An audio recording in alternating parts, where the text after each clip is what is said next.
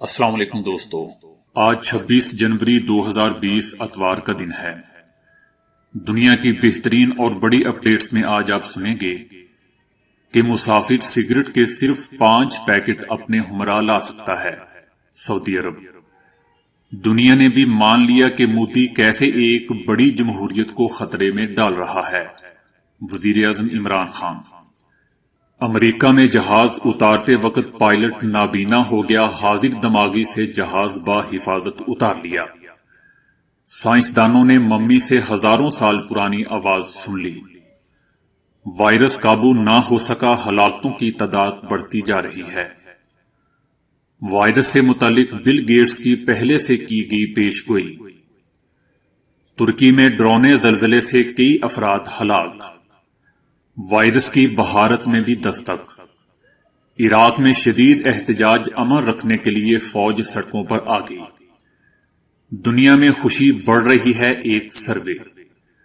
نریندر مودی نے اپنے چہرے کی چمک کا ایک انوکھا راز بتا دیا۔ تو آئیے چلتے ہیں اب خبروں کی ڈیٹیل کی طرف، لیکن اس سے پہلے اگر ہو سکے تو چینل کو لائک، سبسکرائب اور فالو ضرور کیجیے گا، شکریہ۔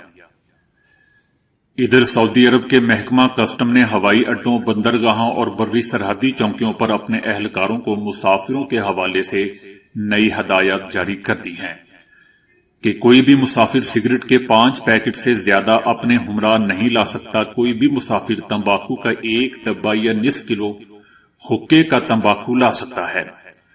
زیادہ سے زیادہ سگریٹ کے 5 پیکٹ اور 3 کلو تک تمباکو لایا جا سکتا ہے۔ اگر کسی مسافر کے پاس 5 سے زیادہ سگریٹ کے پیکٹ یا 3 کلو سے زیادہ حقے کا تمباکو پایا گیا تو ایسی صورت میں مقررہ حد سے زیادہ پیکٹ اور تمباکو ضبط کر لیا جائے گا اور کسٹم ڈیوٹی مقررہ مقدار کے حوالے سے ہی وصول کی جائے گی۔ ادھر وزیر اعظم عمران خان نے کہا ہے کہ دنیا اب بھارت اور مقبوضہ وادی میں مودی کے جمہوری دشمن اور فاشسٹ نظریے کے تسلط کا اعتراف کر رہی ہے۔ مودی کا رویہ علاقائی امن کے لیے سب سے بڑا خطرہ ہے۔ انہوں نے مشہور میگزین اکانومسٹ کے سرورق کی تصویر بھی ٹویٹر پر شیئر کی، جس میں کہا گیا ہے کہ مودی کیسے دنیا کی سب سے بڑی جمہوریت کو خطرے میں ڈال رہا ہے۔ وزیر اعظم عمران خان نے کہا کہ دنیا اب تسلیم کر رہی ہے کہ مودی حکومت بھارت اور مقبوضہ وادی میں جمہوریت مخالف نظریے کو مسلط کر رہی ہے۔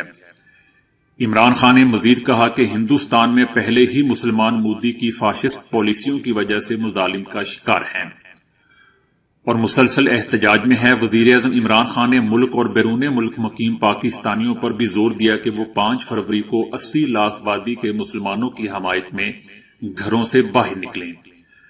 مودی حکومت نے ان کا گزشتہ تقریباً 6 ماہ سے 9 لاکھ بھارتی فوجیوں کے ذریعے محاصرہ کر رکھا ہے۔ ادھر امریکی ریاست فلوریڈا میں ایئرپورٹ پر جہاز اتارنے کے دوران پائلٹ لیزر لائٹ کی روشنی آنکھوں میں پڑنے سے پائلٹ کچھ دیر کے لیے نابینا ہو گیا۔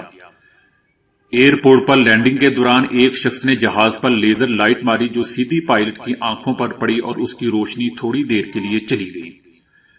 سول ایوی ایشن رپورٹ کے مطابق پائلٹ نے حاضر دماغی سے کام لیتے ہوئے جہاز بحفاظت زمین پر اتار لیا۔ پولیس نے واقعے کے بعد علاقے کا سرچ آپریشن کیا اور فوٹیج کی مدد سے لیزر لائٹ مارنے والے شخص کو حراست میں لے لیا، جس کے قبضے سے سبز رنگ کی لیزر لائٹ بھی برآمد ہوئی۔ ملزم نے دوران تفتیش اعتراف کیا کہ وہ اس سے پہلے بھی 4 باز جہازوں پر لیزر لائٹ مار چکا ہے اور وہ اس سے قبل گرفتار بھی ہو چکا ہے۔ ادھر برطانوی سائنسدانوں نے مصر سے ملنے والی ہزاروں سال قدیم حنوط شدہ لاش کی آواز دوبارہ سن لی ہے۔ یہ تجربہ برطانیہ کے رائل ہالوے میں کیا گیا۔ سائنسدانوں کا کہنا ہے کہ انہوں نے 3000 سال پرانے مصری راہب کی موت کے بعد دوبارہ زندہ ہونے کی خواہش کچھ حد تک پوری کر دی ہے۔ یہ تب ممکن ہوا جب سائنسدانوں نے باڈی میں موجود آواز کی نالی کی مصنوعی شکل تیار کی اور اس سے آواز کی نقل تیار کر لی۔ اس کے بعد حرف علت جیسی آوازیں سنی گئی جیسے ایک بھیڑ بولتی ہے۔ خیال ہے کہ اس مصری راہب نے فرعون کے دور میں زندگی گزاری ہوگی۔ کہا جا رہا ہے کہ یہ اپنی نوعیت کا پہلا ایسا تجربہ ہے جس میں ایک مردہ انسان کی آواز کو مصنوعی طریقوں سے دوبارہ پیدا کیا گیا ہو۔ سائنسدان امید رکھتے ہیں کہ مستقبل میں کمپیوٹر اور ٹیکنالوجی کی مدد سے وہ آواز کے پورے جملے تشکیل دے سکیں گے۔ جوئن فلیچر ایک ماہر آثار قدیمہ ہے جو یونیورسٹی آف یارک میں پروفیسر ہیں. انہوں نے بھی اس تحقیق میں حصہ لیا ہے.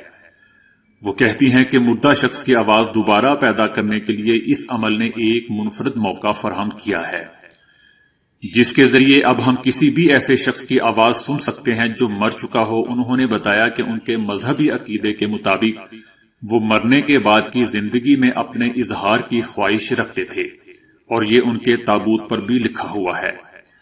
وہ یہی چاہتے تھے کہ ایک طرح سے ہم نے ان کی یہ خواہش پوری کر دی ہے. یہ ممی یا نسیمن کون تھے؟ نسیمن ایک راہب کے طور پر کام کرتے تھے. وہ ایک واب راہب تھا ان کے عقیدے کے مطابق، جس سے مراد ہے کہ وہ پاکیزگی کے ایک اونچی سطح پر پہنچ چکے تھے.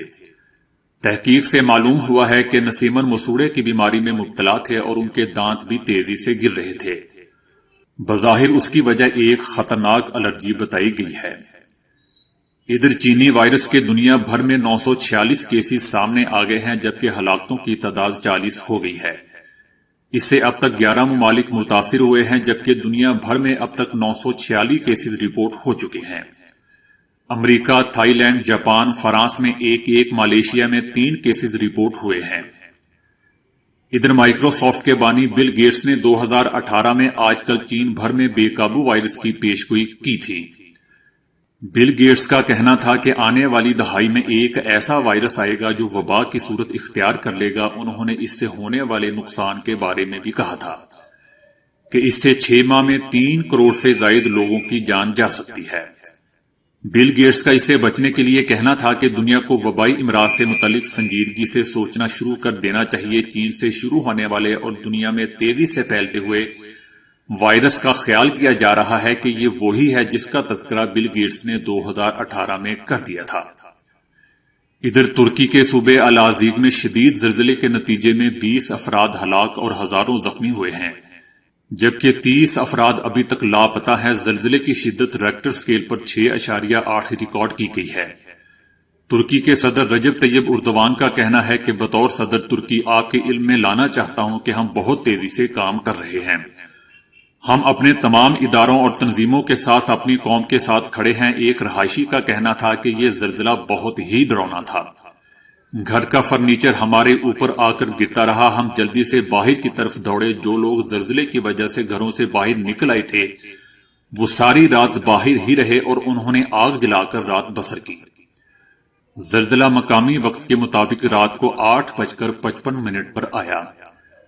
ترکی 2 بہت بڑی فالٹ لائنز پر قائم ہے اور وہاں اکثر زلزلے آتے رہتے ہیں. زلزلے سے تقریباً 30 عمارتیں گر کر تباہ ہوئیں. یاد رہے کہ اس ماہ ترکی میں یہ تیسرا زلزلہ ہے. ادھر مہلک چینی وائرس نے بھارت میں بھی دستک دے دی ہے. چین سے آئے 2 بھارتی شہریوں میں وائرس کی ابتدائی علامات پائے جانے کے بعد انہیں ہاسپٹل میں داخل کرا دیا گیا ہے. حکومت نے اس مہلک وائرس کے پھیلاؤ کو روکنے کے لیے تمام ممکنہ اقدامات شروع کر دیے ہیں اور 7 اہم ہوائی اڈوں پر چین سے آنے والے تمام مسافروں کی اسکریننگ کی جا رہی ہے. چین سے ممبئی پہنچے 2 بھارتی شہریوں کی تھرمل اسکریننگ سے یہ شک ہوا کہ وہ وائرس سے متاثر ہیں. ممبئی ہوائی اڈے پر ڈاکٹروں نے ان کی ابتدائی جانچ کی، جس سے شک کو مزید تقویت ملی، جس کے بعد انہیں شہر کے کستوربا گاندھی ہاسپٹل میں داخل کرا دیا گیا، جہاں ایسے مریضوں کے لیے خصوصی وارڈ بنایا گیا ہے. حکومت کوئی خطرہ مول لینا نہیں چاہتی، تاہم ان دونوں کے بھی ابھی مزید ٹیسٹ جاری ہیں. بھارت میں چین سے آنے والے مسافروں پر خاص نگاہ رکھی جا رہی ہے. ادھر عراق کے مختلف شہروں میں حکومت کے خلاف جاری احتجاج کے دوران بصرہ شہر میں حالات کو قابو رکھنے کے لیے فوج کو سڑکوں پر آنے کی ہدایات کر دی گئی ہیں. مسلح افواج کو پرامن مظاہرین کو تحفظ دینے اور تخریب کاروں کو مظاہرین کی صفوں میں گھسنے سے روکنے کے احکامات دیے گئے ہیں. یاد رہے کہ امریکی فوجیوں کے انخلاء کا مطالبہ لیے ہزاروں شہری سڑکوں پر نکل آئے ہیں، جو کہ بہت بڑی تعداد میں ہیں. اس سے پہلے شاید ہی ایسا مظاہرہ دیکھنے میں آیا ہو. ہر عمر اور ہر طبقے سے تعلق رکھنے والے ہزاروں افراد مرکزی یونیورسٹی کے قریب جمع ہوئے ہیں. مظاہرین نے امریکی فوج کی موجودگی کے خلاف شدید نعرے بازی بھی کی. ادھر ریسرچ اور سروے کرنے والی تنظیم ون گیلپ نے کہا ہے کہ 65 ممالک میں 64,000 لوگوں پر کیے گئے سروے کے بعد سامنے آیا ہے کہ دنیا میں خوشی بڑھ رہی ہے.